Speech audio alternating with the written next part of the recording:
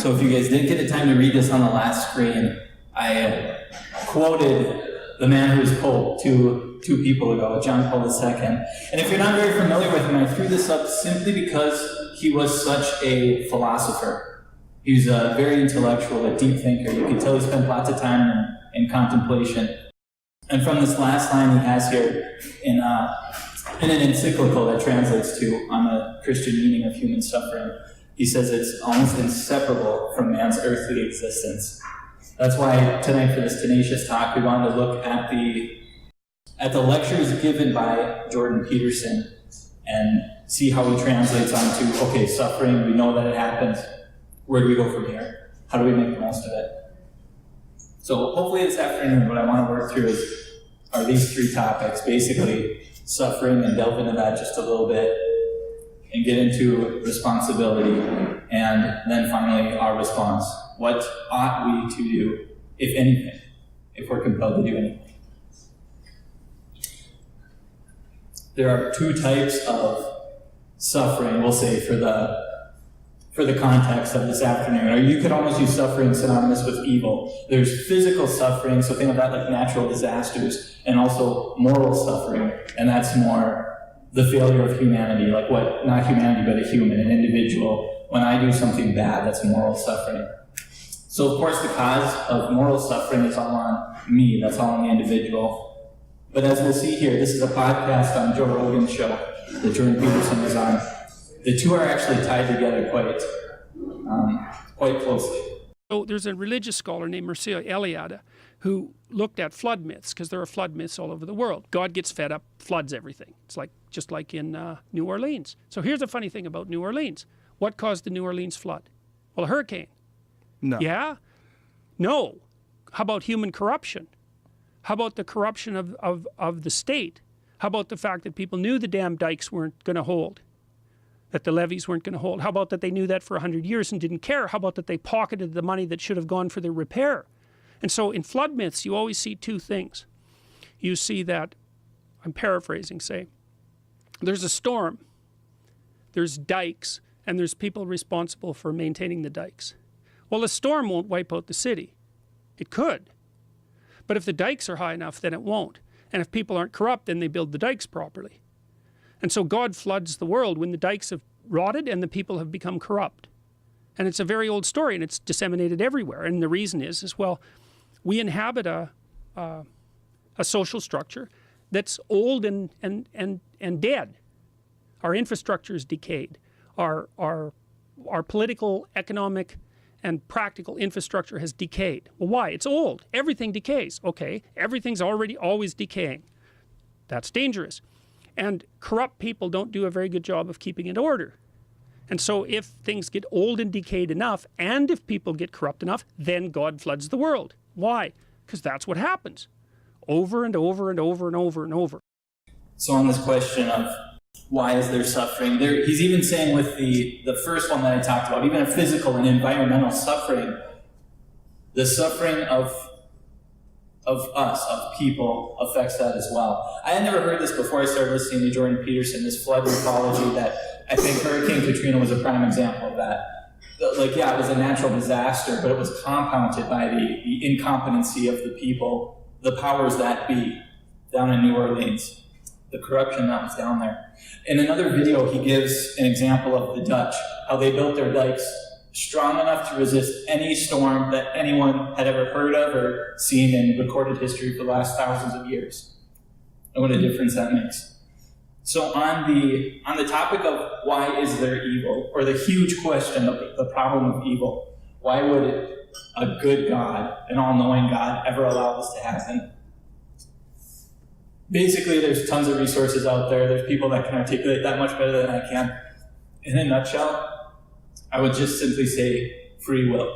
You're not able to authentically love unless you have the possibility of unlove, unless you have the freedom to choose.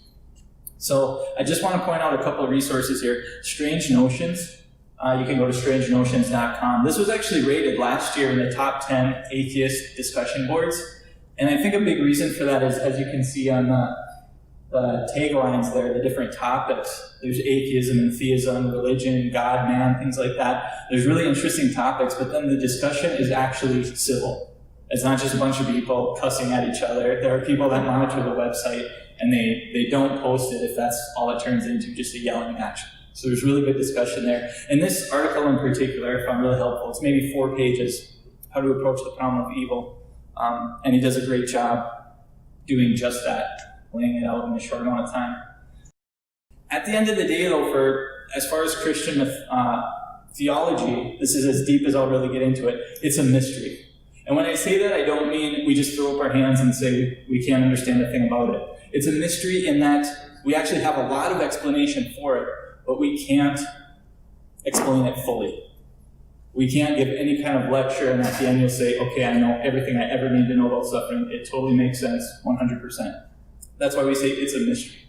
We can't explain it fully, but we can give a really good defense of why a loving God would permit suffering to happen in a free world.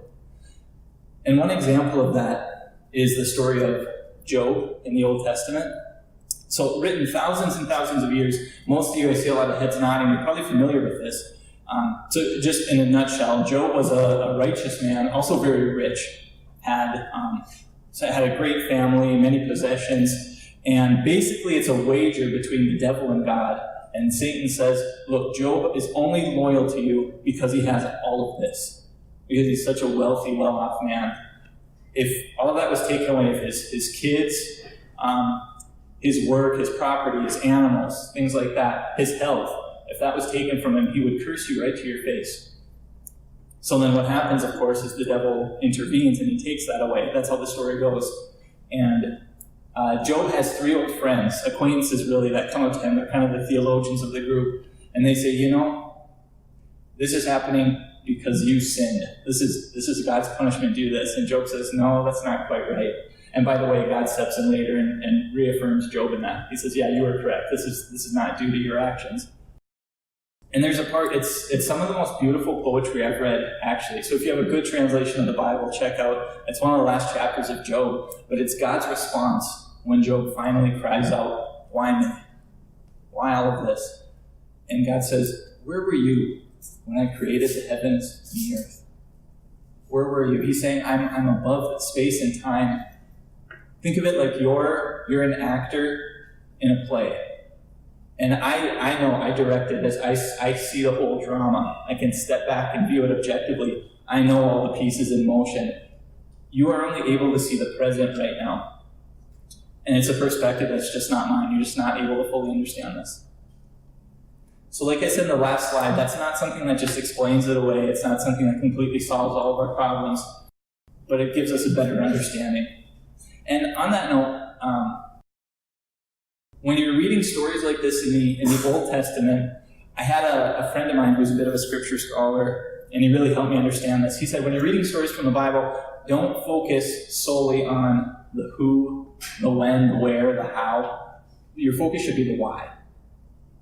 Why was this story written? What is the author trying to communicate to me? Why does this have an impact on my life today? I think Jordan Peterson does a great job of that in his YouTube videos on his biblical lecture series. And he really focuses on the why. And he's basically saying it's not a book of science. It's not meant to be taken literally per se. Like if I explain to you some of Aesop's fables, which are, every one of them had a moral and they all used animals. At the end of the story, if you said, did that lion and mouse really converse like that in English? Okay, you missed the entire point. It's not to be taken literally in that sense. What was the moral? What was the lesson from that? John Paul II, in that same article, he continued, though it is not licit to apply here the narrow criterion of direct dependence, as Job's 3 friends did, it is equally true that one cannot reject the criterion that, at the base of human suffering, there is a complex involvement with sin. So he's saying here, it's not fair to say any kind of suffering is completely due to your sin, but there is a very complex realm of how your sins affect your lot in life. And remember, those of you who were here 3 weeks ago, we talked about sin from the Greek. It's an archery term. It means missing the target. You're not quite to where you were aiming, not quite where you should be at, so to speak. There's a play written by T.S. Eliot, and the main character in that play, she was talking, her life was just a mess. She was talking with her psychologist and said, I really hope all of this suffering, I really hope it's all my fault. And the psychologist said, why? Why in the world would you ever hope for that? What are you talking about? And she said, well, if it's God's fault, or if it's the universe, if it's some external factor, then what can I do? But if all of this suffering, if this is my fault, then I can do something to change it. And that's incredible wisdom. I saw a meme the other day, I think it was from Shower Thoughts, or something deeply philosophical, what you ponder at moments like that. And it basically pointed to in sci-fi films how you can go back in the past, and they say don't do anything different, though. You don't want to change anything. The minor action in the past could completely change the future. And we all take that as true, and yet we don't think that our actions today make a big difference tomorrow. Like, oh, what can I do? There's a huge contradiction there. So if you believe in the first one, which is probably true, then the second one would be, look, even if I make little changes, if they're positive, my life will be positively affected in the future. This is taken from a talk of, I think it's slaying dragons. If you don't look, I'm going to throw a few references out tonight. If you don't check out any of them, except one, check out this one. So you can just YouTube Jordan Peterson, Slaying Dragons. And he talks about a children's book, actually,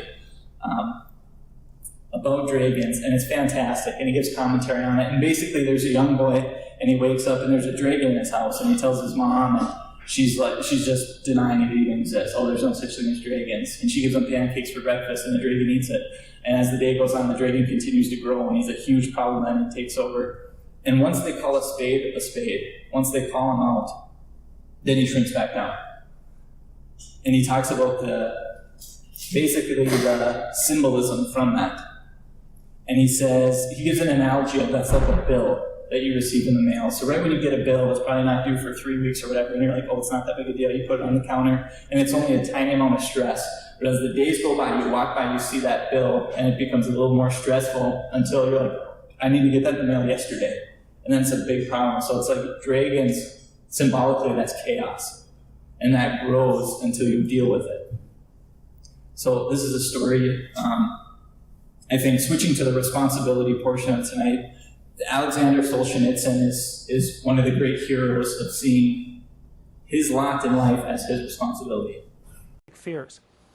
Well, then there's other kinds of confrontation too. I like the story of Solzhenitsyn. I think it's really a good one because there's different kinds of dragons, right? There's natural dragons like death and disease, and then there's social dragons like bureaucracies and tyrannies. Alexander Solzhenitsyn, you may or may not know, was a prisoner in the Soviet Gulag concentration camp system that, by his report at least, killed 60 million people between 1919 and 1959, right? 60 million. That's 10 times as many as Hitler killed, at least with regards to the genocide. 60 million people. Solzhenitsyn, he had a pretty nasty life. I mean, first of all, he's on the Russian front, which was a nasty place to be. Then he was captured by the Germans, and they didn't like Russians. So they put them in separate prisoners of war camp, partly because Stalin, who was a consummate paranoid, wouldn't sign the Geneva Convention on the treatment of prisoners of war.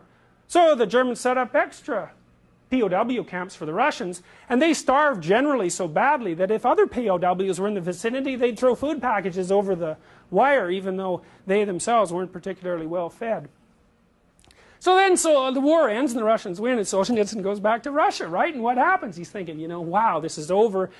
We helped defend the fatherland. We're going to get, if not a hero's welcome, at least some welcome. But Stalin figured, no, these Russians who'd been to the West, they were contaminated by their exposure to the Western economic system. And as a consequence of that, they posed a threat to the integrity of the Soviet state, so he just threw them all in concentration camps. So fine. So Solzhenitsyn's sitting there in this concentration camp on a coal pile which contained this kind of clay that his compatriots would eat because they were so damn hungry that it was better to have the clay in their stomach than nothing at all. And he thought, all right, what the hell did I do to get here? which is really a remarkable thing to think, right? Because like there was the Second World War, and that probably couldn't be pinned directly on him. And then there's Stalin, who was, you know, really one of the world's worst monsters.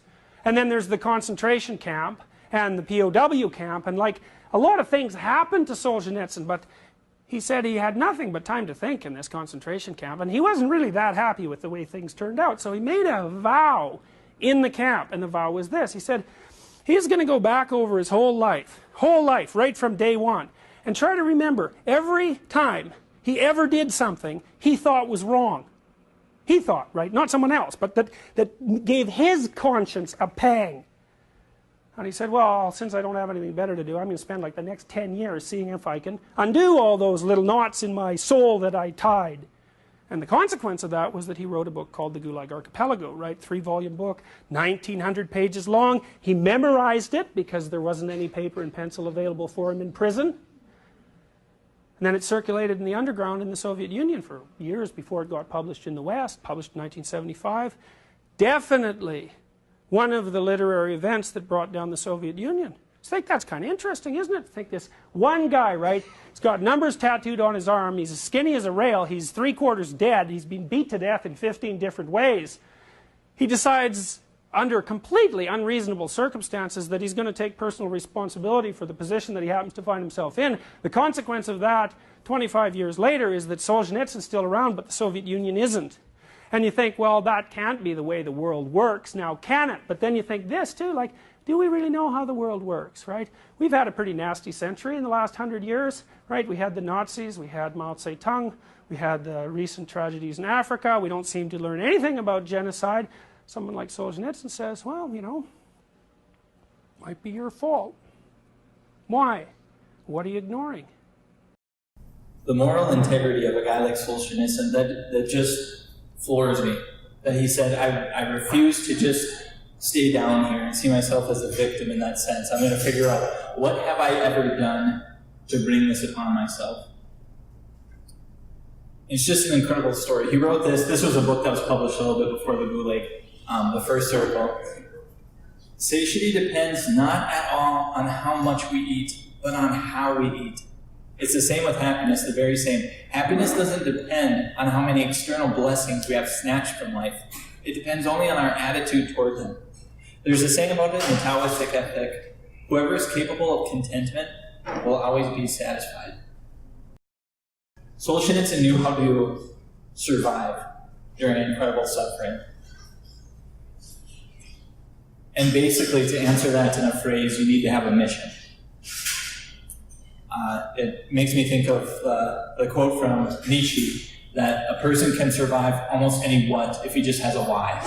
You can survive almost anything if you have a why, a purpose, so to speak. So in Solzhenitsyn's book, the Gulag Archipelago, he tells a story of, there was one camp particularly horrible. It was by Siberia. So even though one of these gulags, so it's as bad, it has all the same evil as the rest of the camps, but it's in the freezing tundra.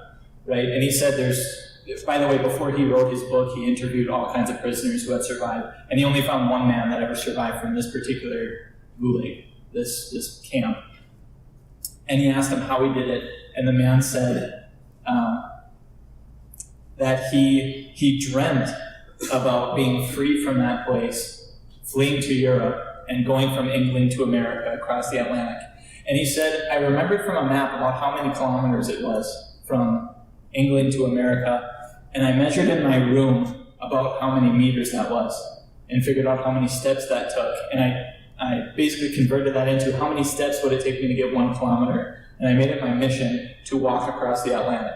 Of course, this is in his head, but he thought that was like my walk to freedom. He was there for years, and when he was freed, he figured he made it about halfway across the Atlantic Ocean. So there I would say that is even the most noble of mission, so to speak. I think Solzhenitsyn, him saying, I'm going to review my entire life and figure out where I tripped up and try to sort that out in my mind. But even so, he still had a mission, a why, and that enabled him to get through that suffering. So more on that in a moment. There's a big problem here. The problem is, it's true. You're oppressed, you're oppressed, you're oppressed, you're oppressed. God only knows why. Maybe you're too short, or you're not as beautiful as you could be, or you know, your grandparent was a serf, likely, because almost everybody's great-grandparent was.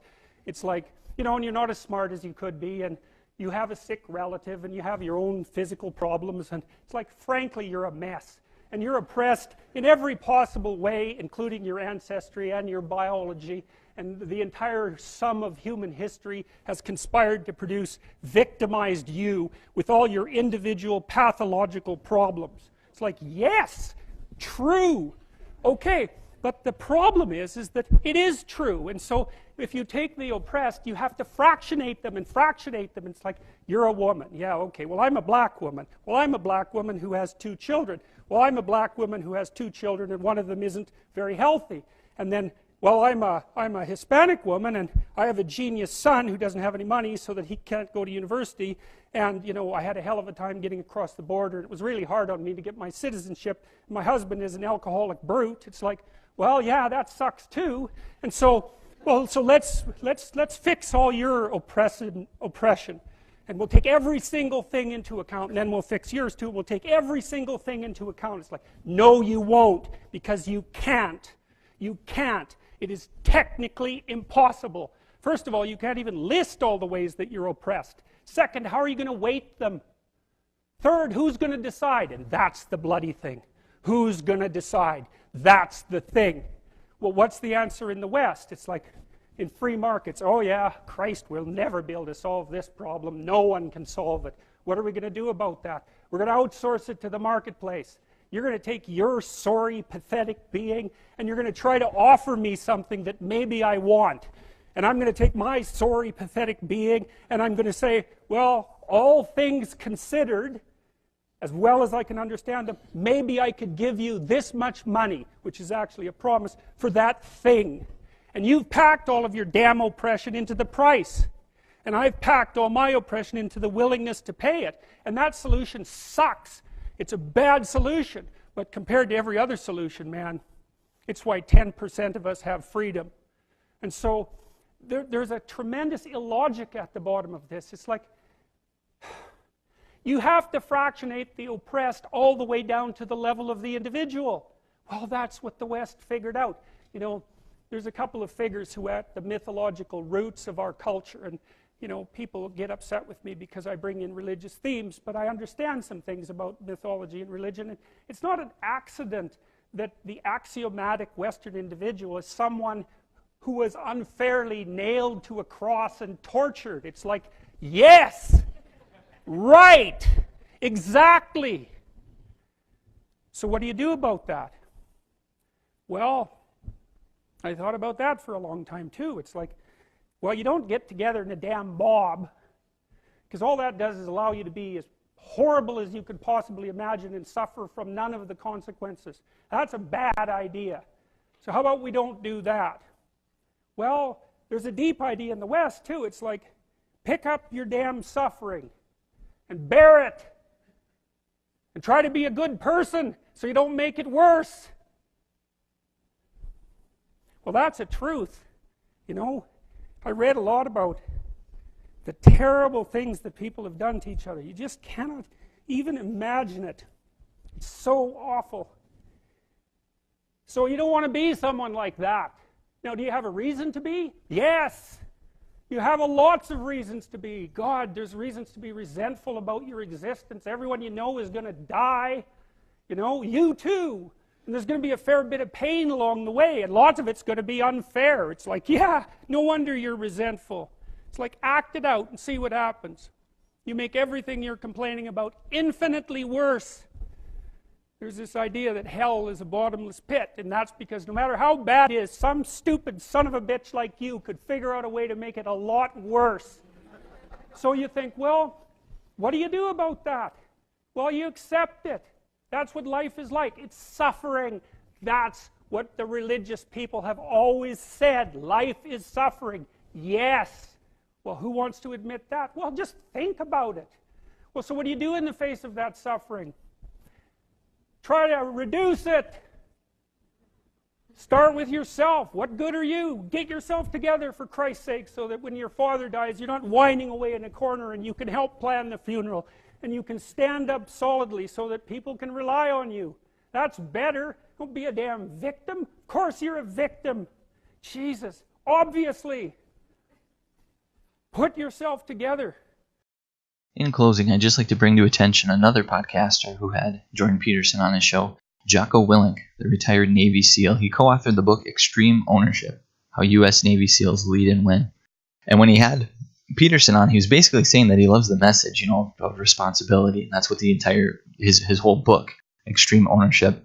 And if you're not much of a reader, then I don't necessarily recommend reading it. It's a good book. I mean, I do recommend it. But if you're not really into reading, then you should at least listen to his TED Talk. You can find that easily on YouTube. And it's really a brief synopsis of the story and the lesson involved there. But Jocko talks about counseling in a sense. Retired vets, when they come home, they're back to the States, and he says, you got to have a mission. You got to find something. You need a mission.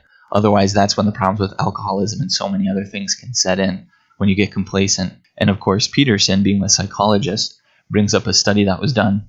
It was on lab rats. And if you take a rat and you put him in a cage, and there's his bare necessities there's food and water and so on, and you also have cocaine available, the rat will definitely get addicted, and he'll just sit around getting high all day. Whereas you take that same rat, put him in an environment where he can interact with other rats, he can exercise, there's some more of a rat's natural habitat there, things for it to do, and you also offer it cocaine. It's almost impossible to get that rat addicted. He has other purposes, other missions, so to speak, in his little rat life. And it's not that he just sits around getting high all day.